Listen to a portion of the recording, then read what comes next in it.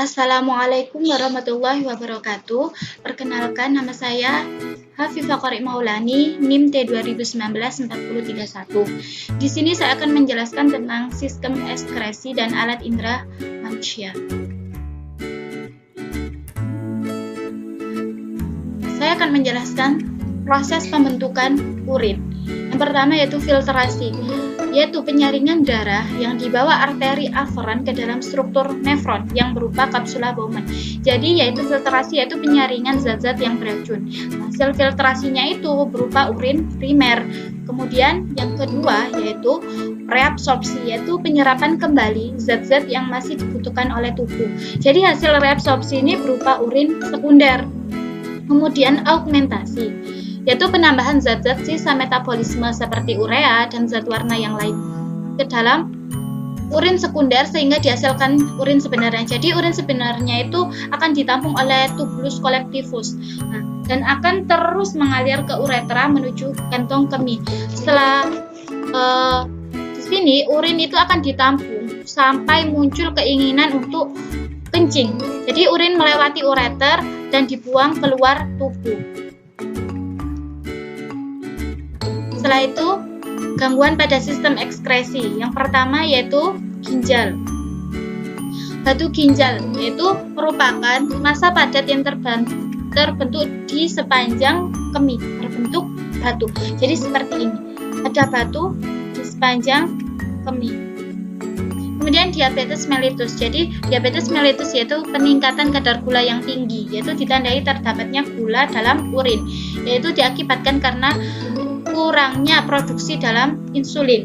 Kemudian nefritis, yaitu peradangan pada nefron karena infeksi bakteri Streptococcus. Nefritis ini mengakibatkan seorang menderita uremia dan oodema. Seperti ini.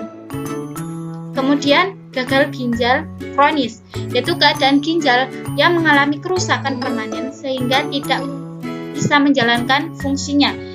Jadi di sini ada ginjal yang normal dan di sini ada gagal ginjal yang kronis.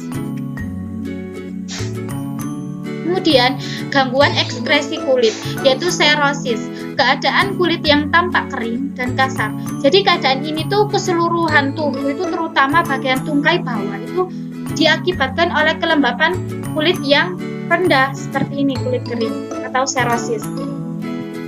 Kemudian kanker kulit, ini gambarnya kanker kulit, yaitu pertumbuhan sel-sel kulit yang bersifat ganas. Jadi biasanya itu diakibatkan oleh terpaparnya bahan-bahan tertentu secara kumulatif dan berkurangnya melanosit. Kemudian lentigo, yaitu bercak-bercak hiperpigmentasi pada kulit berwarna coklat atau hitam, coklat hitam. Jadi seperti ini. Kemudian lepra. Biasanya kita menyebut lepra ataupun kusta. Penyakit infeksi kronis pada kulit ini diakibatkan oleh bakteri Mycobacterium leprae. Seperti ini lepra, gambar dari lepra. Setelah itu gangguan ekskresi hati, yaitu yang pertama hepatitis, yaitu peradangan pada hati, yaitu yang disebabkan oleh kebiasaan mengonsumsi obat-obatan yang berdosis tinggi ataupun alkohol. Jadi di sini hepatitis kan ada 3, A, B, C. Apabila A itu biasanya terjadi secara mendadak. Jadi akibat adanya kerusakan pada organ hati yang terjadi secara mendadak. Karena virus yang ada di air kotor biasanya itu. Kemudian apabila hepatitis B, yaitu kerusakan diakibatkan virus B. Jadi menyerang orang dewasa biasanya itu. Itu menular biasanya dengan air liur, keringat, kontak darah. Sedangkan hepatitis C yaitu biasanya itu ditularkan langsung oleh darah, jarum suntik, atau ibu hamil kepada janinnya. Seperti ini gambar hepatitis. Kemudian penyakit kuning, yaitu menyerang orang dewasa ataupun anak-anak. Penyakit ini tuh biasanya disebut dengan jaundice karena ditandai dengan kulit dan mata yang berwarna kuning seperti ini. Kemudian sirosis hati, yaitu penyakit ini tuh ditandai dengan kerusakan pada sel hati yang disebabkan oleh kebiasaan mengonsumsi obat-obatan atau minuman yang beralkohol. Seperti ini sirosis hati. Di sini ada hati sehat, di sini hati yang mengalami gangguan sirosis. Kemudian gangguan ekskresi pada paru-paru. TBC atau tuberkulosis, yaitu penyakit yang disebabkan oleh bakteri Mycobacterium tuberculosis yang menyerang pada paru-paru bagian alveolus terdapat bintik kecil seperti ini. Kemudian pneumonia, yaitu penyakit peradangan paru-paru, yaitu pada bagian alveolus. Nah, ini itu disebabkan karena apa? Yaitu karena infeksi Diplococcus pneumoniae. Jadi ada cairan di alveolusnya. Kemudian yang ketiga, yaitu penyakit yang terjadi karena ketidaknormalan susunan dan fungsi alveolusnya, yaitu emfisema. Nah, seperti ini gambar dari emfisema. Kemudian kanker paru-paru, yaitu penyakit yang disebabkan oleh pertumbuhan sel pada paru-paru yang tidak terkendali dan dapat menyebar ke seluruh paru-paru. Seperti ini, ada yang normal dan juga ada yang kena kanker paru-paru. Kemudian macam-macam alat indera manusia, ada mata, hidung, telinga, lidah, dan juga kulit. Di sini yaitu indera penglihat atau mata. Mata adalah indera yang menerima rangsangan berupa cahaya, jadi fotoreseptor.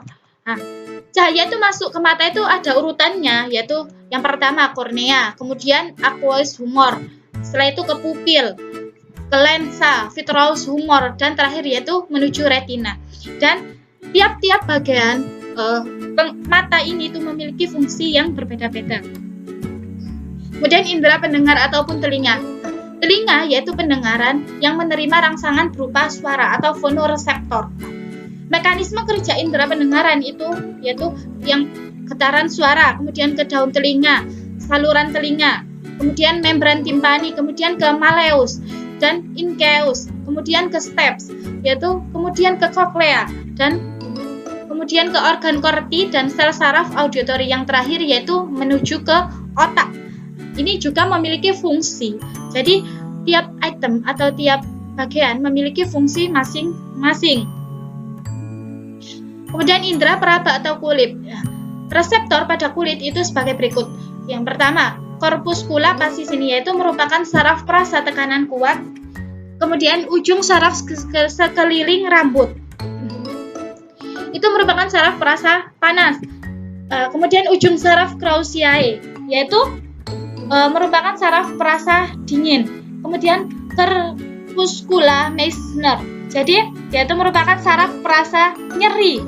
Kemudian lempeng Merkel yaitu merupakan saraf perasa sentuhan ringan.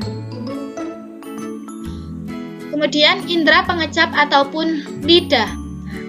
Indera pengecap pada manusia yaitu berupa lidah. Ujung lidah mengecap rasa manis. Nah, ini warna pink. Kemudian lidah mengecapkan rasa manis, tetapi lidah bagian depan mengecap, ini bagian samping mengecap rasa asin. Kemudian lidah bagian belakang